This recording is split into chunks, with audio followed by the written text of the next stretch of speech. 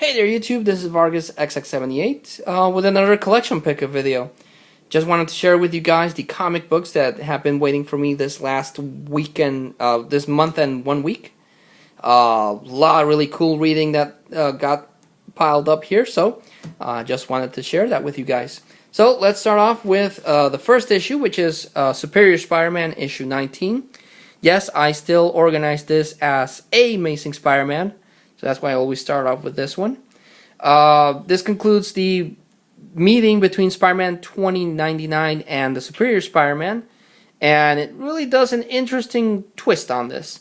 Because Spider-Man 2099 gets stranded in present day. So I don't know what Dan Slott is building up to, but he's bringing together a lot of Spider-Man. So that can't be good for that cosmic thread thing that binded all the Spider-Mans together. So yeah. That's going to be interesting to see how Dan Slott plays with that. Also, picked up Superior Spider-Man issue 20, and this thing on the cover does not happen.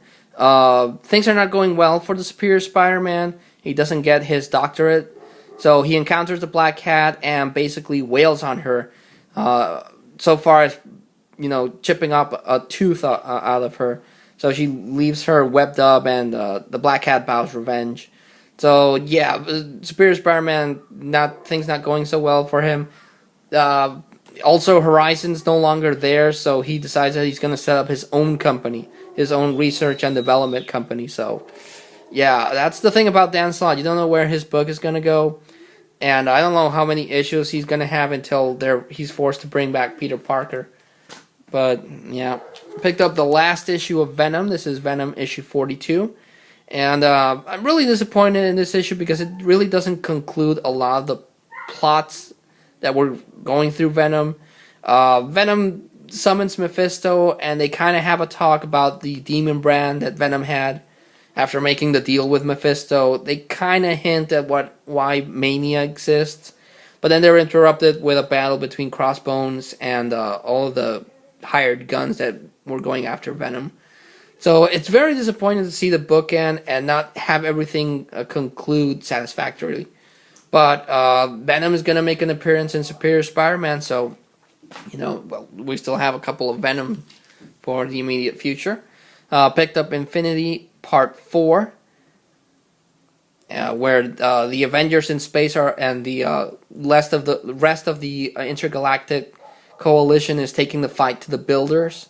They actually discovered that they can be killed, so that turns the tide in the heroes, and this is Avengers issue 21. Also, Part 5 got released the same month, so this is Part 5, where they pretty much defeat the Builders.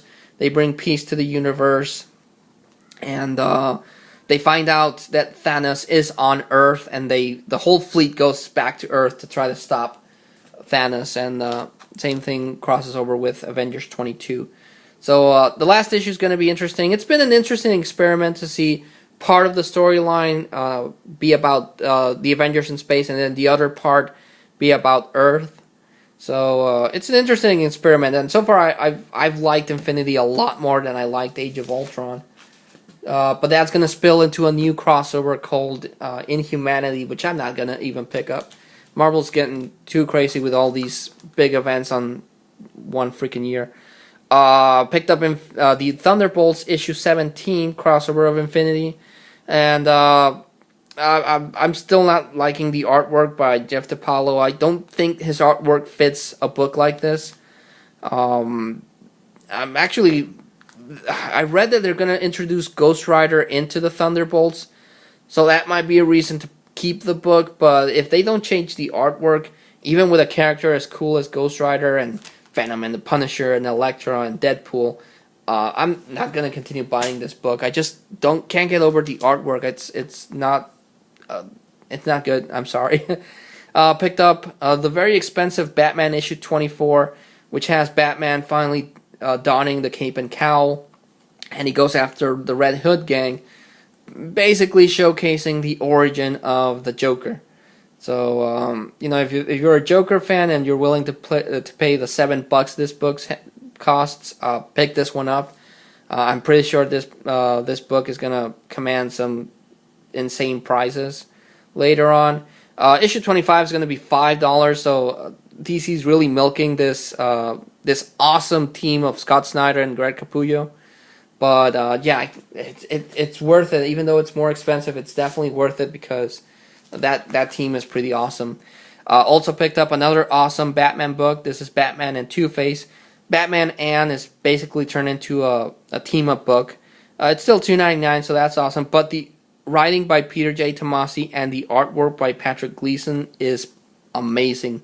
This is my second favorite Batman book, and definitely a really cool pickup. Picked up Batman Superman issue 4, which concludes the crossover between Earth 2 and Earth 1. This was not a very good crossover. It doesn't end in a satisfying way. And I wasn't even going to pick up issue 5. I was going to drop Batman Superman after issue 4, especially after this weird experiment where you read the comic book this way. So the flow of the comic book isn't really that cool, but it's the artwork's by Brett Booth, and I like his artwork. Yeah, I don't know. I'm definitely don't know what to do about Batman Superman. I did pick up this one. This is a miniseries called Damian, Son of Batman, and it's written and drawn by Andy Kubert, and I freaking love Andy Kubert. His artwork is amazing, and it turns out he's a really cool writer. This is the story of what would have happened if Damian Wayne had lived, and explains how he became the Batman of the future. Really cool book. It's only 4 issues. The price is the only issue I have with this, but the artwork's amazing, and so far the story is pretty cool. So I definitely recommend that. Picked up New Guardians issue 24, part 3. I'm sorry, of the Lights Out thing, where the entities possess Kyle Rayner to take the fight to Relic. And the whole thing comes to a head in Green Lantern Annual Issue 2, where Relic goes to the Source Wall to try to replenish or stop the corpse, and he, along with Kyle Rayner, gets sucked into the Source Wall, and therefore he stopped. But the entities sacrifice themselves to replenish the emotional energy, so everything worked out, but it does change the status quo of the Green Lantern Corps, because O has been destroyed, so their new base of operations is Mogo, the living Green Lantern. Picked up Green Lantern issue 25, which is the aftermath of this. Hal Jordan and Kilowog go after that rogue Star Sapphire.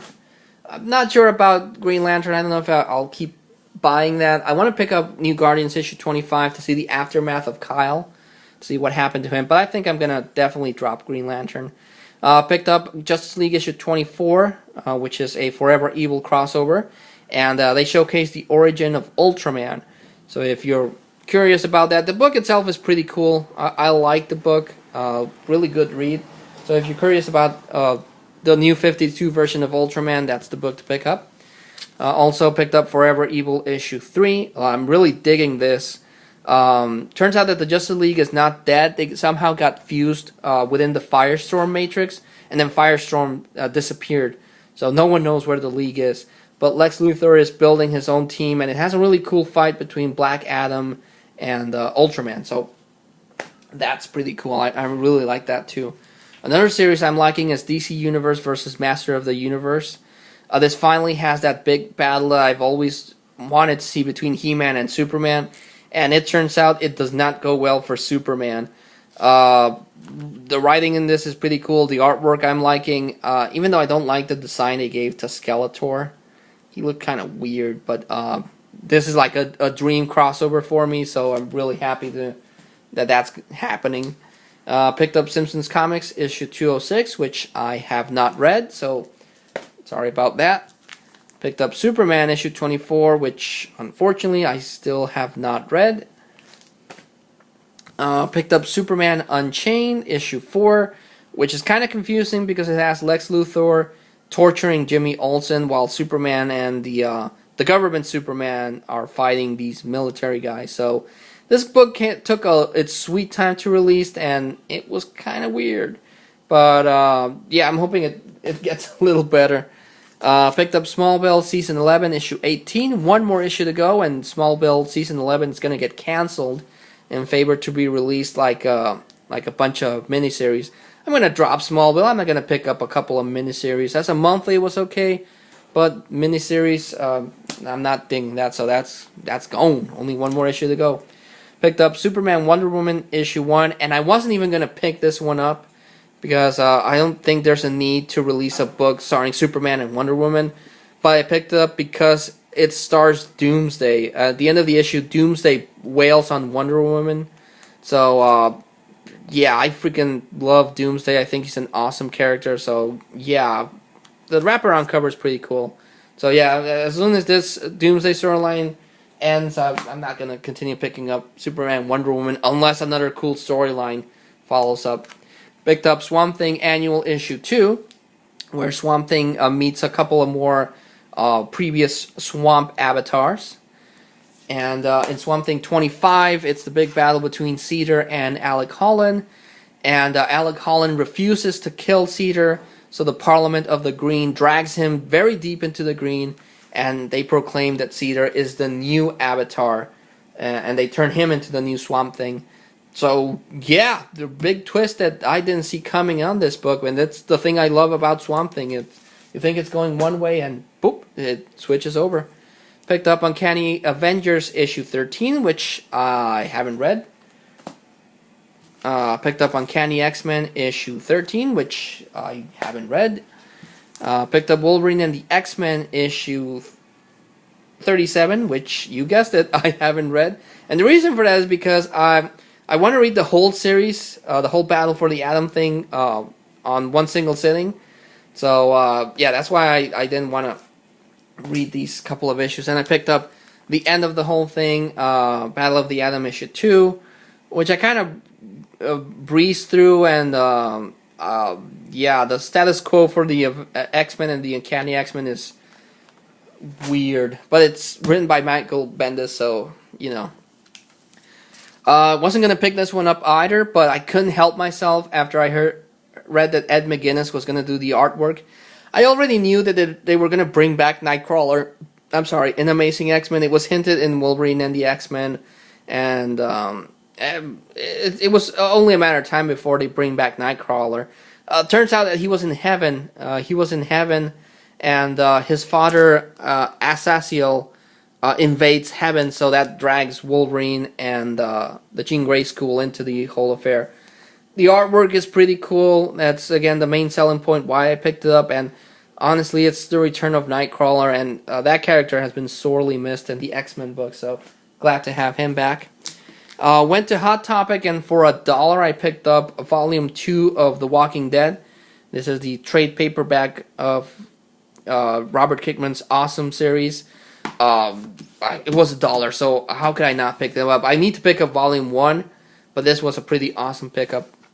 Picked up Deadpool Kills Deadpool, the fourth and final issue in the Deadpool Kills trilogy.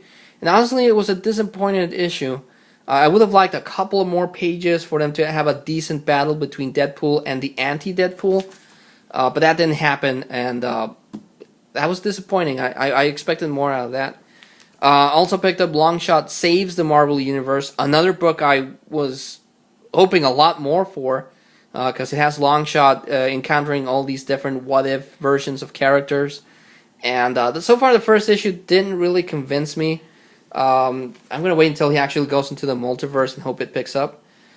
Picked up Witchblade issue 170, where Sarah Passini once again renounces the Witchblade, and at the end of the issue she gets shot, so not a very good call for Witchblade there. Picked up Wolverine issue 10, part 3 of the Killable crossover, the Killable storyline, and I'm not liking the way they're portraying Wolverine without his healing factor. Picked up Savage Wolverine issue 10, which has Wolverine in an alien planet on a weird mission. And picked up Wonder Woman issue 24, which has a reunion between all the gods who proclaim her the new god of war, because she killed War last issue. So really, really digging this. I don't know how many issues Brian Azzarello has on the book, but so far, really awesome. So yeah, that was the pickup video. Like always, thanks so much.